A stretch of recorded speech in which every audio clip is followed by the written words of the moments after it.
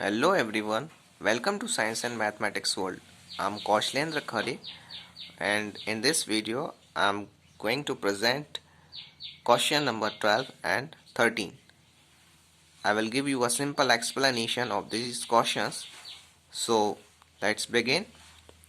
In our 12th question, write one equation each of decomposition reaction where energy is supplied in the form of heat, light और electricity. इन questions में हमें एक equation लिखना है decomposition reaction के लिए जिसमें जो एनर्जी है वो सप्लाई की जा रही है in the form of heat, light और इलेक्ट्रिसिटी। मींस हमें इलेक्ट्रिसिटी, हीट और लाइट का यूज़ करके जो कंपाउंड है उसको डिकम्पोज करना है और इस टाइप का हमें कोई एग्जाम्पल इसमें लिखना है। तो देख लेते हैं इसका एग्जाम्पल और इक्वेशन। इसमें हमारा जो पहला है डिकम्पोजिशन ड्यू टू हीट, इसमें हमने हीट्स के जरिए डिकम्पोज किया है एक कंपाउंड को। जो कंपाउंड है हमारा CaCO3 कैल्शियम कार्बोनेट, और इसमें हम हीट दे रहे हैं जिससे CaO कैल्शियम ऑक्साइड और कार्बन डाइऑक्साइड में ब्रेक डाउन टूट गया है, डिकम्पोज हो गया है। तो ये हमारा एग्जाम्पल था डिकम्पोजिशन ड्यू टू हीट के जरिए। अब हमारा सेकेंड एग्जाम्पल है डिकम्पोजिशन ड्यू टू लाइट।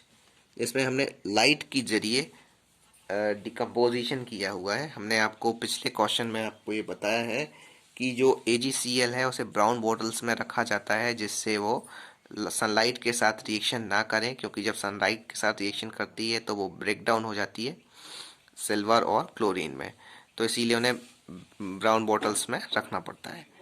तो यहाँ देख लेते हैं हम A2AgCl, जब इसमें सनलाइट पड़ती है तो ये 2Ag अलग हो जाता है और Cl अलग हो जाता है। This is decomposition due to light. अब चलते हैं हम अपने नेक्स्ट क्वेश्चन की तरफ जिसमें डिकम्पोजिशन ड्यू टू इलेक्ट्रिसिटी है।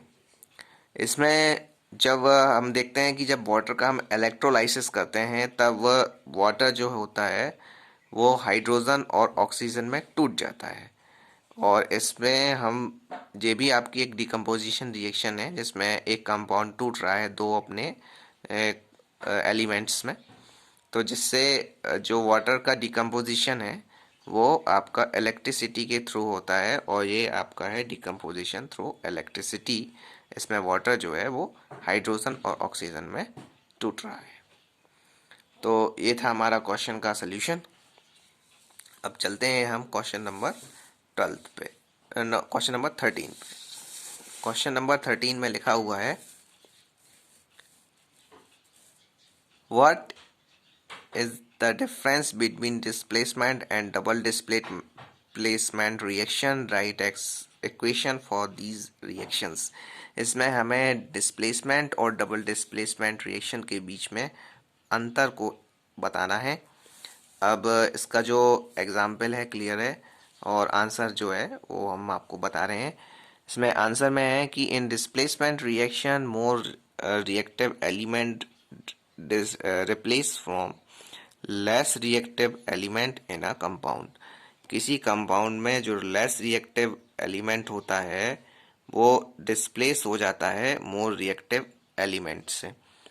और हमने एक एग्जांपल दिया हुआ है कि जैसे यदि कोई एलिमेंट है और उसमें वो उसकी दो रिएक्शन हो रही है, ए और ए की रिएक्शन हो रही है BC से, तो इफ़ ए जो है वो ज़्यादा रिएक्टिव है बी से, तो वो क्या करेगा कि जो आपका बी है वो डिस्प्लेस हो जाएगा। A is reactive, more reactive, then A displace B and form AC and B remain single. So ये हमारा एग्जाम्पल है। इसका एग्जाम्पल के लिए हमने इसमें एक दूसरा एग्जाम्पल भी लिया हुआ है जो कि आपका जिंक और सिल्वर नाइट्रेट का है। आपको पता है कि जो जिंक होता है वो लेस रिएक्टिव है silver, zinc is more reactive than silver, so zinc displace from silver nitrate and form zinc nitrate, and Ag means silver remain single. तो इसमें क्या होता है कि जो जिंक है वो ज़्यादा रिएक्टिव है सिल्वर नाइट्रेट से, तो जिंक सिल्वर नाइट्रेट से डिस्प्लेस हो जाएगा और जिंक नाइट्रेट बना लेगा और सिल्वर जो है वो आपका बचा रहेगा। अब हम चलते हैं अपनी डबल डिस्प्लेसमेंट रिएक्शन पे। तो डबल डिस्प्लेसमेंट रिएक्शन आपको पता है कि डबल डिस्प्लेसमेंट रिएक्शन में क्या होता है कि डिस्प्लेसमेंट दो बार होता है। तो in a double displacement reaction two और मोर एलिमेंट और अ ग्रुप ऑफ एलिमेंट और atom displace from a compound to form new compound.